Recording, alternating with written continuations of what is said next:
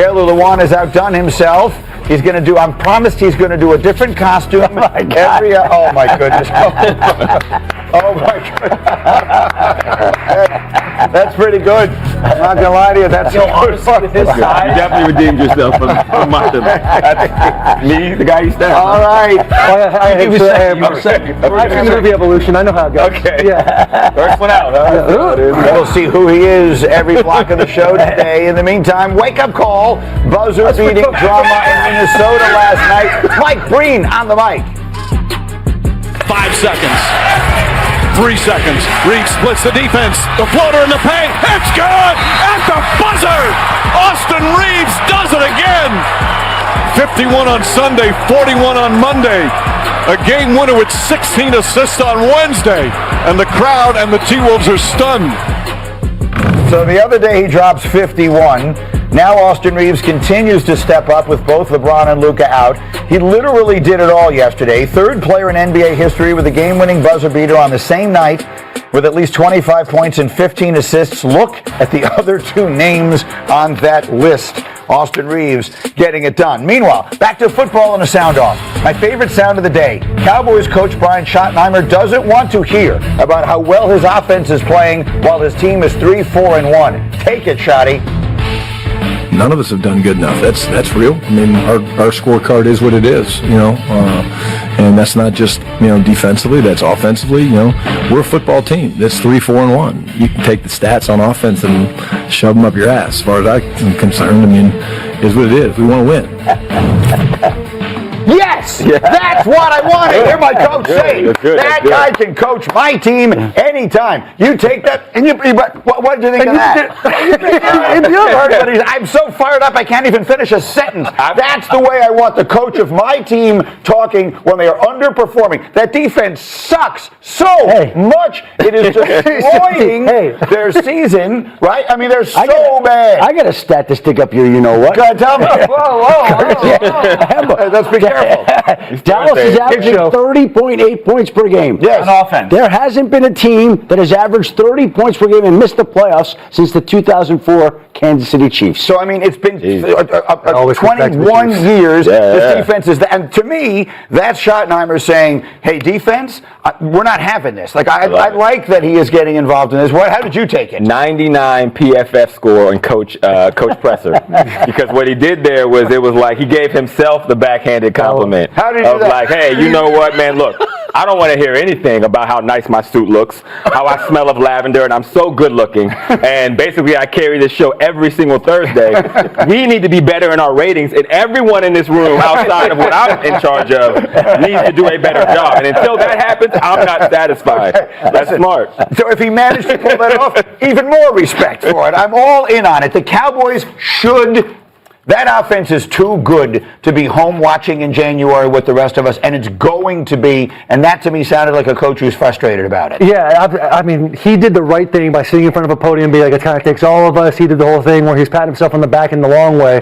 But if you get into a team meeting, he's looking at everybody, and he has the perfect message. It's, guys, I'm going to protect all of us outside of this building, but inside the building, we have to be a family. We have to have this conversation. We suck on defense, and we have to complement our offense. The defense doesn't have to be great. They just need to hit the title of average. Well, below average. Mediocre. Well, you played on the defensive side. Here's the way it's been explained to me by people. When guys are running as wide open as guys are in that's not about physical mistakes. That's not about guys not being good enough. That's about guys not knowing where they're supposed to be. And that comes back to the players to some degree and also to the coaching. And I know Matt Eberflus is a well-respected defensive coach and all the rest of that, but right now that entire side of the ball is a disaster. Yes, if I'm listening to that presser as a defensive player, it juices me up because you know the head coach has got your back, and maybe you're thinking maybe he hasn't turned on the tape or watched a whole lot of defensive football from Dallas. Because you're right, it's like when you watch Dallas, we've talked about it at length every week on this show, but anytime you're turning the tape on, it kind of baffles me to see some of the things that they're doing, whether it's schematics or how the guys are taking practice to the field, whether you're in just cover 4 and you're a 3 player and you got to push to the next 3 and their eyes are just in the backfield. There's guys running wide open and on concepts to where it just shouldn't be happening. So I have no clue unless I just do a deep dive and then go Danny O next week on starting to break down coverages, which I might have to do. Right. But it is why I'm kind of watching this. I'm telling you in advance, you're not going to be able to do it because Rex Ryan, who knows as much about defense as any human being alive, watches the tape every week and says to me, Greeny, I don't know what they're in. Like, I don't know what they're trying to do.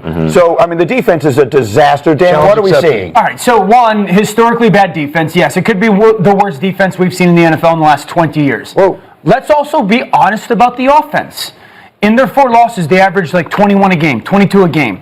They've beat up on teams defensively that were the Jets, the Giants, the Washington Commanders. They had a really good game against the Packers. Other than that, when their offense has needed to play, like they got skunked last week versus Denver. They got skunked by the Bears. I mean, that's the reality is, yes, this offense has been great at times, but it hasn't been consistently exceptional. But that is an improvement from where they were a year ago. And that was, They averaged 21 points a game. But look, coming into the season, the question was like, is Schottenheimer going to be able to get this offense going, get Dak playing at his best? Dak is playing good. They did beat up on the team they're supposed to. But at the same time, when you get rid of Micah Parsons, a generational talent. Team? Like, what is this team? It's a great offense and a terrible defense. And quickly, I want to ask you, because Jeff Saturday said it here the other day, I want to ask my 2 offensive guys, that when you know you have to score on every possession, it creates so much pressure on the offense and that it's impossible to remain that efficient all the time. Absolutely, and it's a lot of pressure on the play caller and the quarterback, and changes the way that you play. It changes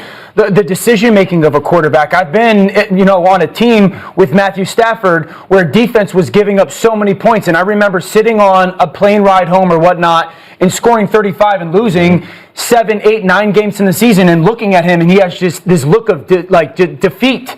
And I would sit there and I go, you got to keep firing. And you'd be way more aggressive than you would have been with the football because you know you have to score a ton of points. You said great offense, great defense. I would go one more, and I would say great offense, great defense, great home team, not a great away team. Yeah, sure. Because at home, they're a different team. They are very difficult to beat at home, even with a bad defense.